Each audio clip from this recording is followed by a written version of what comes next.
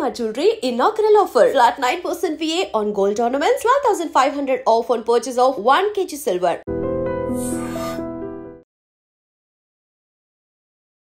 నిద్రిస్తున్న 8 మంది విద్యార్థుల కళ్ళల్లో ఫెవిక్విక్ వేశాడు ఓ తొంటరి విద్యార్థి. ఎంత హైపర్ ఈ అబ్బాయికి అని చెప్పాలంటే, అదే ఏజ్ గ్రూప్లో ఉన్న వాళ్ళకి ఏదైనా జరిగితే చాలా బాధపడతారు, పెయిన్ వస్తుంది. అయ్యో నేను ఇలా చేయడం తప్పు అని తెలిసి కూడా ఒక రకమైన ఆనందం పొందటానికి ఆ అబ్బాయి చేసినటువంటి ఆ తొంటరితనంతో చేసినటువంటి ఆ పని వల్ల ఇప్పుడు 8 మంది పిల్లలు ఆ కన్నురెప్పలు మూసుకుపోయి కళ్ళు మంటలతో ఏడుస్తున్నటువంటి పరిస్థితి కనబడింది. ఇమీడియట్గా అక్కడ ఉన్నటువంటి సిబ్బంది స్థానికంగా ఉన్న హాస్పిటల్కు తీసుకువెళ్తే ఒక అబ్బాయికి అయితే ఐస్ ఓపెన్ అయ్యాయి, కానీ మిగతా వాళ్ళకి పూర్తిగా ఓపెన్ కాని పరిస్థితి. ఫెవిక్విక్ అనేది ఎంత ఎఫెక్టివ్గా పనిచేస్తుందో మనకు తెలుసు. ఏదైనా అతికించడానికి మనం దాన్ని ఎక్కువగా వాడుతూ ఉంటాం. అలాంటిది ice very sensitive part. So అలాంటి ఐస్లో వాళ్ళు పడుకున్నారు కదా, వాళ్ళకి ఏమవుతుందో చూద్దాం, వాళ్ళు ఏడుస్తారా లెగుస్తారా లెగరా అని ఆ అబ్బాయి ఒక దారుణమైన ఆలోచన దృక్పథంతో సో ఆ పడుకున్న వాళ్ళని అలా ఇబ్బంది పెట్టాలి అని చేసినటువంటి ఆ ప్రయత్నం, ఆ పైశాచిక ఆనందం ఇప్పుడు మిగతా పిల్లల ప్రాణాల మీదకి వచ్చిందని చెప్పాలి. ఆ పిల్లలు ఎంత విలవిల్లాడిపోయారు. అసలు ఈ ఘటన ఎక్కడ జరిగిందంటే ఒడిశా రాష్ట్రం కంధమాల్ జిల్లా సెలాగూడలో ఉన్నటువంటి సెబాశ్రమ్ అనే స్కూల్ హాస్టల్లో ఈ ఘటన నిన్న నైట్ జరిగింది. సో అందరూ వరుసగా పడుకున్నారు. హాస్టల్ అంటే మనకు తెలిసిన విషయమే.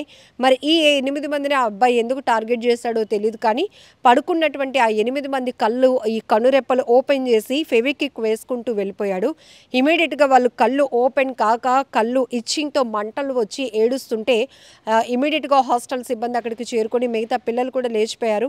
సో ఏం జరిగిందో చూసేటప్పటికి కొంతమంది కనురెప్పలు అయితే ఇక్కడ మొత్తం వాచిపోయి ఉన్నాయి. ఈ ఐస్ ఓపెన్ కాక వాళ్ళు ఏడుస్తూ ఉంటే ఏమైంది అనేటప్పటికి ఆ అబ్బాయి అప్పుడు ఒప్పుకున్నాడు, నేను ఫెవిక్విక్ వేశాను పడుకున్నప్పుడు ఈ ఐస్ అన్నీ ఓపెన్ చేసి అని చెప్పాడు.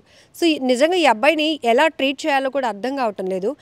ఒక ఏజ్ వచ్చిన తర్వాత మినిమం ఈ ఇప్పుడున్న జనరేషన్ పిల్లలు అయితే చాలా ఫాస్ట్గా ఉన్నారు. సో పెద్దవాళ్ళు కూడా వాళ్ళ స్పీడ్ని అందుకోలేకపోతున్నారు.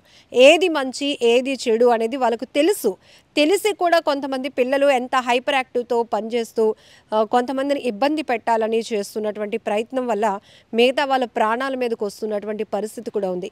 ఇక్కడ హాస్టల్లో అందరూ కలిసిమెలిసి చక్కగా ఉండాల్సినటువంటి పరిస్థితిలో ఏదో వీళ్ళ మధ్య ర్యాగింగా లేకపోతే ఏదైనా ఒకరి వల్ల ఇబ్బంది పడడం వల్ల ఆ టీం అందరినీ కూడా మనం టార్గెట్ చేయాలనే ఆలోచన తెలియదు, కానీ అలా పడుకుంటున్న వాళ్ళ కళ్ళల్లో ఫెవిక్విక్ వేయటం వల్ల వాళ్ళు ఎంత ఇబ్బంది పడుతున్నారంటే ఇప్పుడు ఇమీడియట్గా సిబ్బంది అక్కడ హాస్పిటల్కు తరలించగానే కొంతమంది పిల్లలకైతే అది ఒక లిక్విడ్ లాంటిది పెట్టి ఓపెన్ చేసేటప్పటికి కొంతమందికి ఐస్ ఓపెన్ అయ్యాయి, మరి కొంతమందికి కనురెప్పలు తెరుచుకోవడానికి కూడా చాలా ఇబ్బంది అవుతోంది.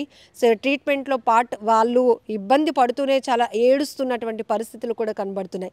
ఏదేమైనా ఇలాంటి ఘటనలు చాలా బాధాకరం.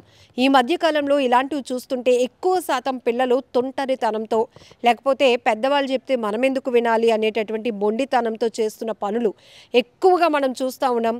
అది చేయకండ్రా అంటే వాళ్ళు వద్దంటున్నారు, మనం ఎందుకు చేయకూడదు, ఇదే ఆలోచన. కానీ వాళ్ళకి అర్థమయ్యేటట్టు పెద్దవాళ్ళు కన్వే చేయలేకపోతున్నారా, లేకపోతే పెద్దవాళ్ళు చెప్పేది మనం ఎందుకు వినడం, సోషల్ మీడియాలో మనకి అన్ని నాలెడ్జ్ వచ్చేస్తుంది, అన్నీ మనకు తెలుసు కదా, ఇంకా ఎవరు చెప్పినా మనం వినే అవసరం లేదు అనే ఆలోచనలో పిల్లలు ఉంటున్నారో తెలియదు. కానీ ఈ గ్యాప్ వల్ల చాలామంది పిల్లల యాటిట్యూడ్ అనేది చాలా డిఫరెంట్గా మారిపోతుంది. ఒక రకంగా మనం అబ్జర్వ్ చేయాలంటే ఇంట్లో ఉన్న పిల్లలు అనుకోండి, పెద్దవాళ్ళు ఎందుకురా నువ్వు మొండిగా తయారవుతున్నావు, అది కరెక్ట్ కాదు, ఇది ఇలా కౌన్సిలింగ్ ఇవ్వగలుగుతారు. బట్ హాస్టల్స్లో ఉండేటప్పుడు ఎక్కడెక్కడి నుంచో డిఫరెంట్ గ్రూప్ ఆఫ్ పీపుల్ అక్కడ ఉంటారు. ఆ పిల్లలు కొంతమంది అమాయకంగా ఉంటారు, కొంతమంది చలాకీగా ఉంటారు, కొంతమంది బాగా షార్ప్గా ఉంటారు, కొంతమంది ఇలా తొంటరి పనులు చేసే వాళ్ళు ఉంటారు. సో ఎవరు చేసినా కూడా చాలామంది ఇబ్బంది పడే పరిస్థితులు ఉంటాయి. కాబట్టి పిల్లల్లో చాలా వరకు మార్పు రావాల్సిన అవసరం ఉంది. ఈ మధ్య కాలంలో సైకాలజిస్టులు చెప్తుంది కూడా అదే.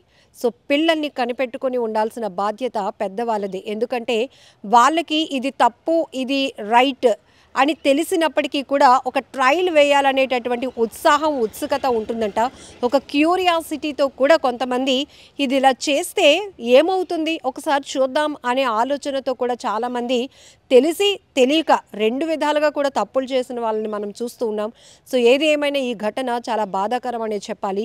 ఆ పిల్లలు ఆ విలవిలలాడిపోతున్నారు. కంటికి వస్తున్నటువంటి ఆ ఇచ్చింగ్, ఆ పెయిన్తో వాళ్ళు విలవిలలాడిపోతూ ఉంటుంటే చూసే వాళ్ళ కంట కన్నీళ్ళు వస్తున్నాయి. ఎందుకంటే ఆ కనురెప్పల పార్ట్ అనేది ఎంత సెన్సిటివ్ మనకు తెలుసు. అలాంటిది ఏదో విరిగిపోయిన వస్తువుల్ని అతికించడం కోసం మనం ఉపయోగించే ఫెవిక్విక్ని తీసుకెళ్ళి పడుకున్నటువంటి పిల్లల కళ్ళల్లో వేసేస్తే అది ఎలా ఉంటుంది?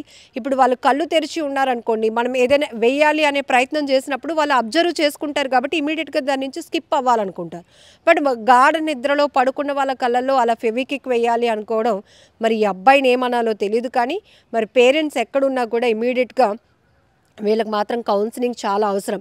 ఇలాంటి వాళ్ళు నెక్స్ట్ స్టెప్లో ఇంకేదైనా చేయడానికి కూడా వెనకడుగు వేయరు.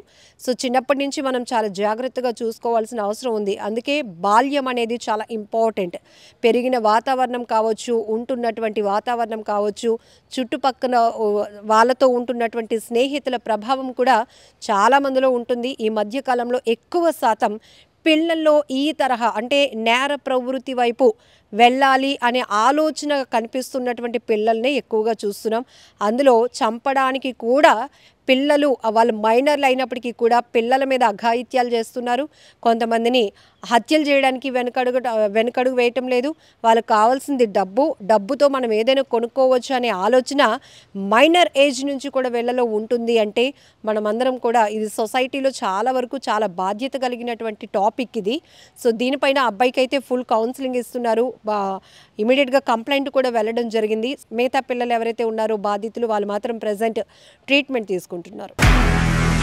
నిజంగా ప్రస్తుతం ఉన్నటువంటి సమాజం దేనికి ప్రయారిటీ ఇస్తుంది? ఆర్థిక సంబంధాల చుట్టూ మాత్రమే తిరుగుతుంది. మళ్ళీ ఎన్నికలంగానే చాలా విరక్తి కలుగుతుంది. మంచి అనిపిస్తుంది కదా, లేడీస్ కూడా ఛాలెంజింగ్ జాబ్స్ చేసినప్పుడు చాలా బాగుంటది. ట్రాఫిక్ అసిస్టెంట్స్ గా నియమించిన ట్రాన్స్జెండర్స్ అందరితో సాల్యూట్ చేయించుకుంటున్నారు. ఫుడ్ డెలివరీ ఇవ్వటానికి వెళ్ళినటువంటి డెలివరీ బాయ్ అనిల్ పై కళ్ళ ముందు